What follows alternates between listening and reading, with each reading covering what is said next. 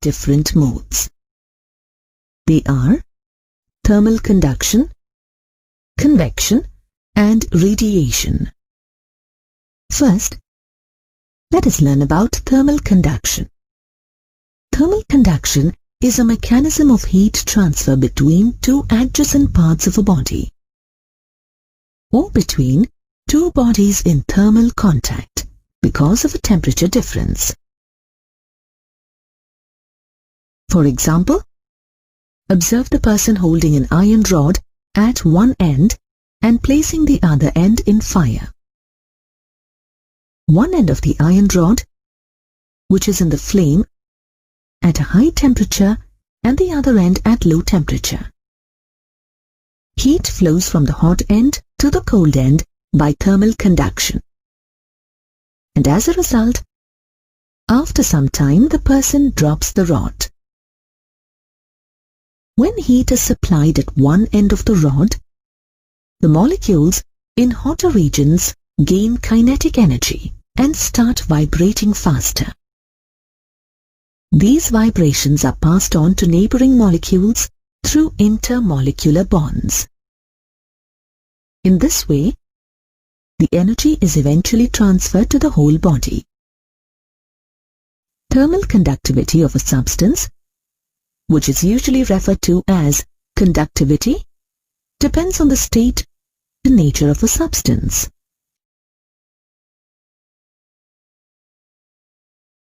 In solids, metals are very good conductors of heat. This is due to two reasons.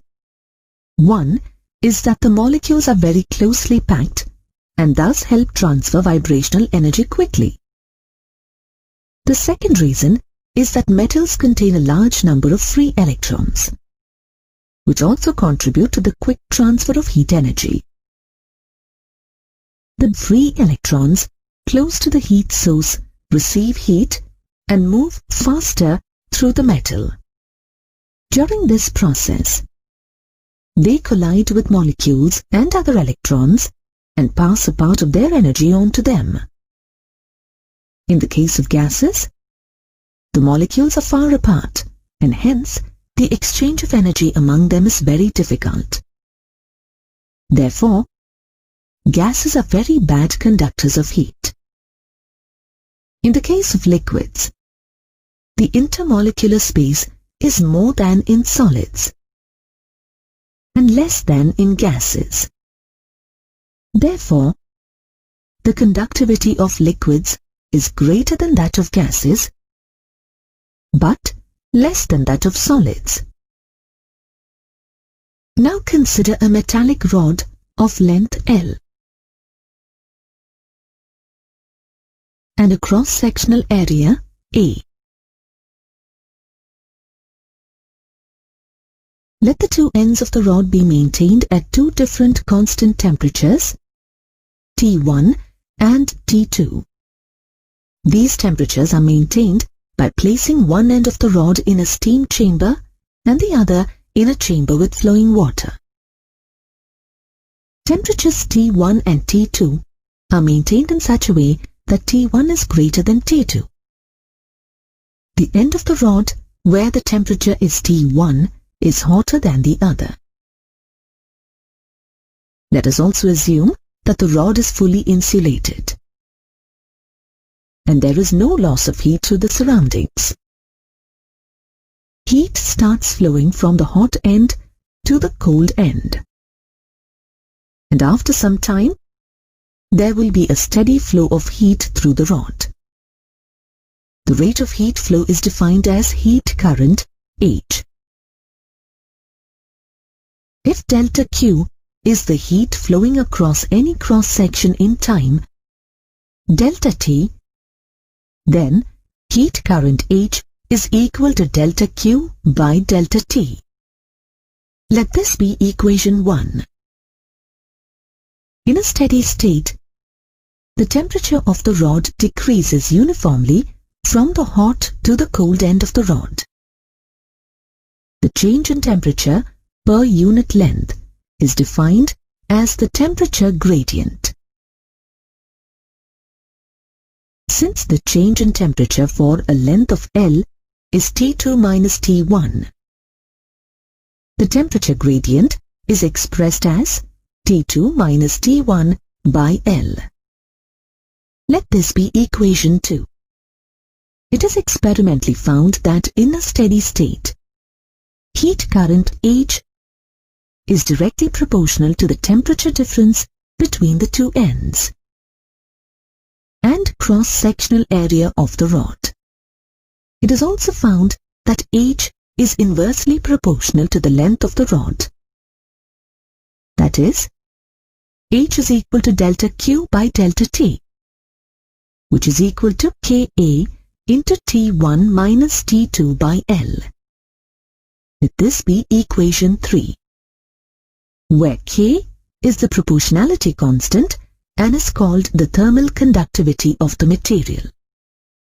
The SI unit of thermal conductivity is joule per second per meter per Kelvin or watt per meter per Kelvin. For a rod, the mathematical expression L by Ka is defined as its thermal resistance R, where L and A are the length and cross-sectional areas of the rod respectively, and K is the thermal conductivity of the material of the rod. Now, equation 3 can be written as heat current H is equal to T1 minus T2 by R. Let this be equation 4. Equation 4 is identical to Ohm's law of current electricity. This identity can be extended to some other cases as well.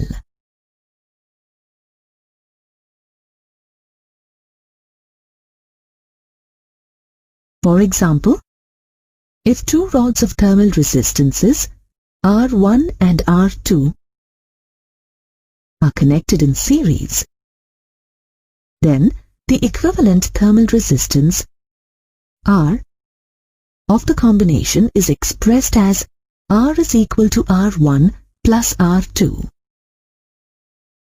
On the other hand, if they are connected parallelly, then the equivalent thermal resistance of the combination R can be found using the relation 1 by R is equal to 1 by R1 plus 1 by R2. Now consider two bars each of length L and a cross-sectional area A.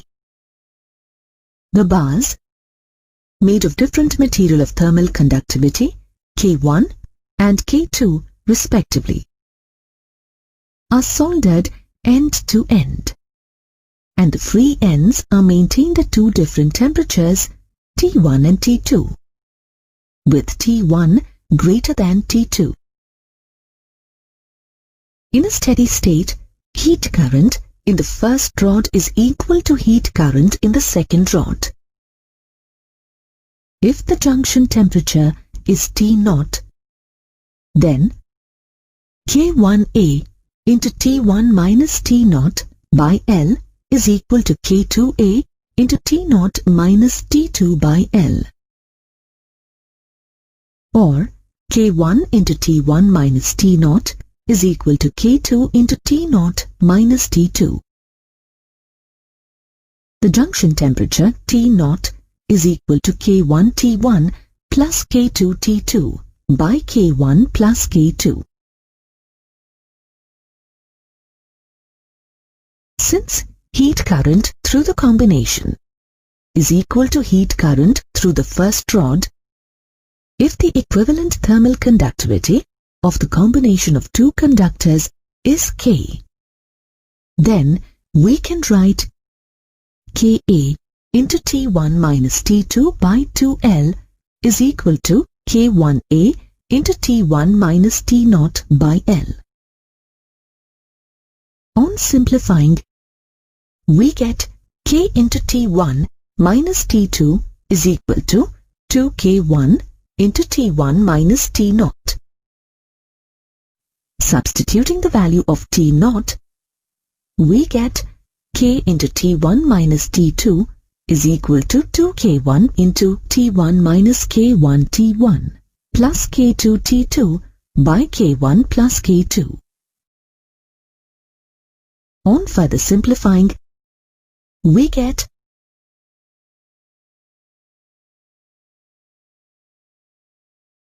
K into T1 minus T2 is equal to 2K1 into K2 into T1 minus T2 by K1 plus K2. Therefore, K is equal to 2 K1 K2 by K1 plus K2. This is the expression for equivalent conductivity when two conductors are connected in a series. The table shows the thermal conductivities of some materials.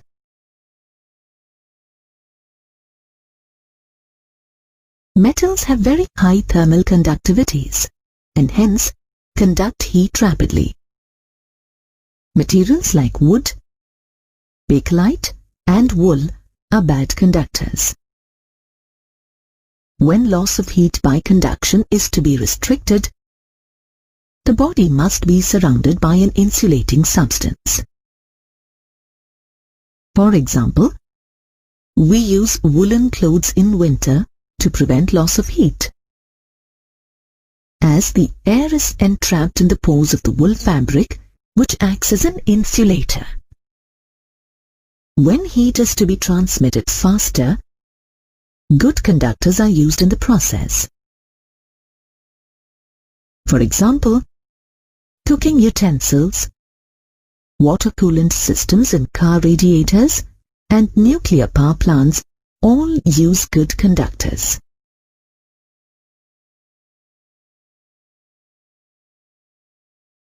Let us conduct an experiment to understand what is meant by convection. Take some water in a container and heat it by placing it on a burner.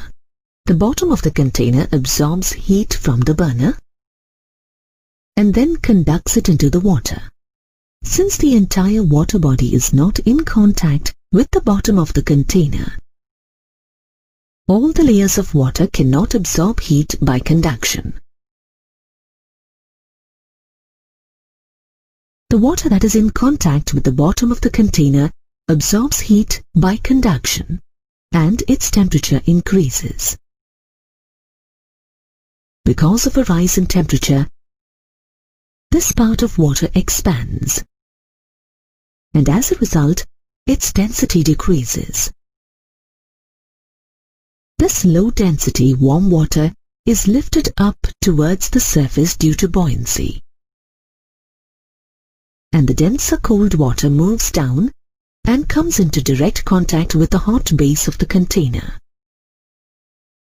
Once again, the water in contact with the base of the container becomes hot and is replaced by a colder part of the water in the container. This way, all the water gets heated. Heat transfer by actual motion of matter from one region to another is known as thermal convection. Since convection involves bulk movement of different parts of matter, this mode of heat transfer is possible only in fluids.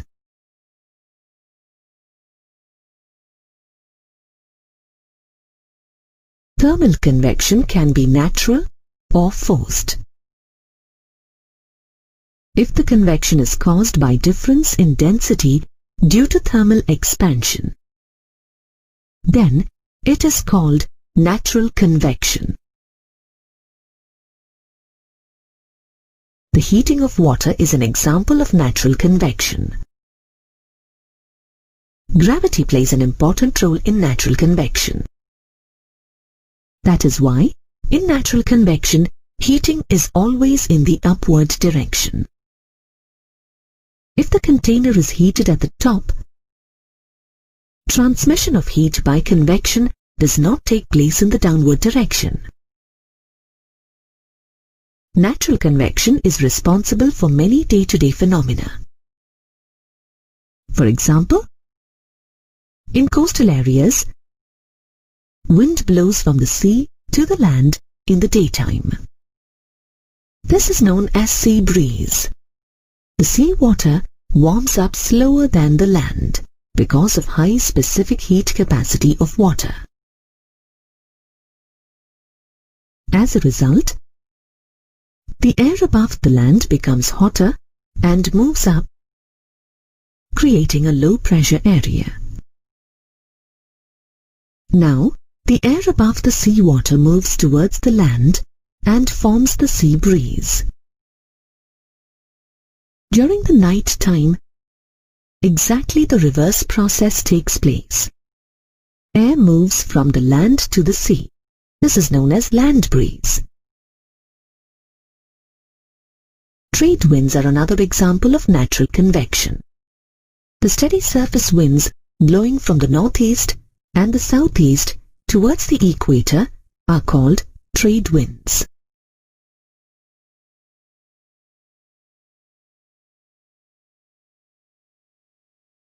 The equatorial region receives more heat energy than the polar regions. Air at the equatorial region is much hotter than the air at the polar regions. In the absence of any other effect, the air at the equator rises and moves towards the polar regions and descends at the poles. The cold air from the polar region moves towards the equatorial region, forming convection currents. But because of the Earth's rotation, air at the equatorial region moves with a speed of 1,600 kilometers per hour in the eastward direction, whereas the speed of these winds is almost zero at the poles.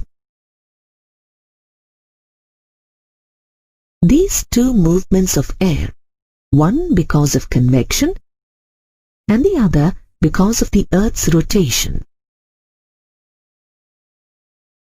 result in trade winds. In the northern hemisphere, instead of descending at the North Pole, the air descends at 30 degrees north latitude and moves towards the equator. Similarly, in the southern hemisphere, instead of descending at the South Pole, the air descends at 30 degrees south latitude and moves towards the equator.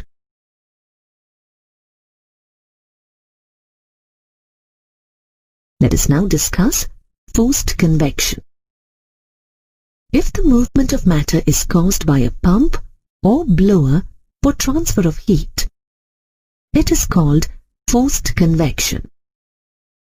Let us look at some common examples of forced convection systems.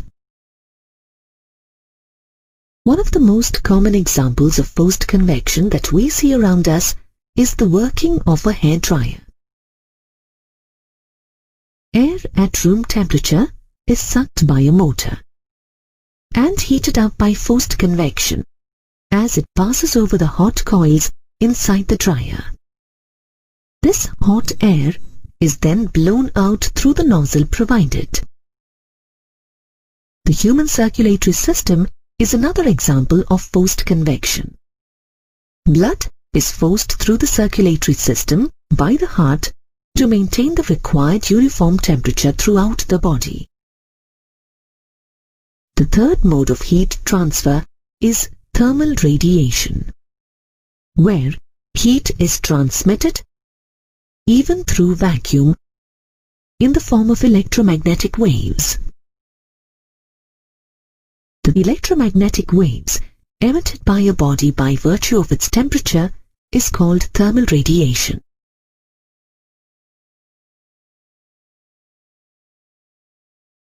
Heat energy received from the sun is in the form of radiation.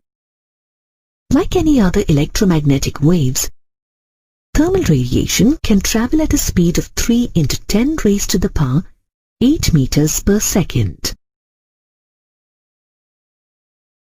In fact, all bodies emit thermal radiation.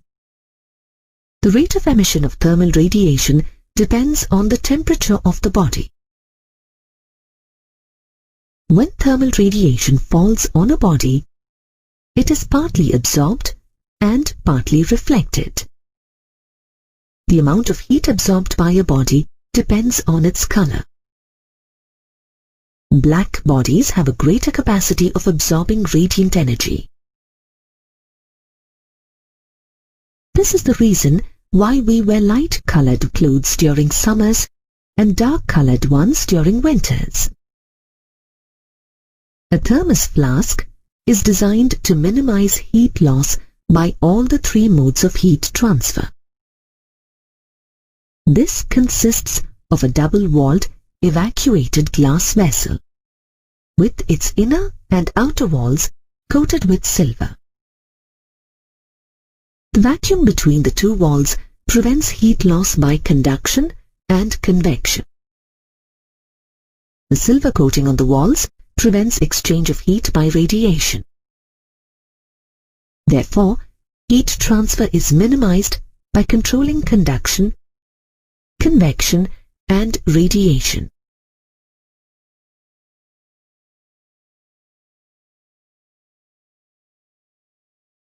It is a common phenomenon that a hot body exchanges heat with its surroundings and cools. The heat lost by the body to its surroundings per unit time is called the rate of cooling of the body and depends on several factors. Let's conduct an experiment to study the factors that influence the rate of cooling of a body. Let's take some water at room temperature in a calorimeter and place in it a thermometer. If the temperature of the water is T1 degree Celsius, then the temperature of the surroundings is also T1 degree Celsius. Now, let us first heat the water in the calorimeter to raise the temperature to say T2 degree Celsius. And then stop heating and allow the water in the calorimeter to cool. Start a stop clock and note the temperature T2 of the water at regular intervals, say after every minute. The difference in temperature between the water and its surroundings is expressed as delta T, which is equal to T2 minus T1. Delta T can be computed for each value of T2. When a graph is plotted by taking delta T along the y-axis and time t along the x-axis, we get a curve. The graph indicates that the cooling of water depends on the temperature difference between the water and its surroundings. The greater the temperature difference,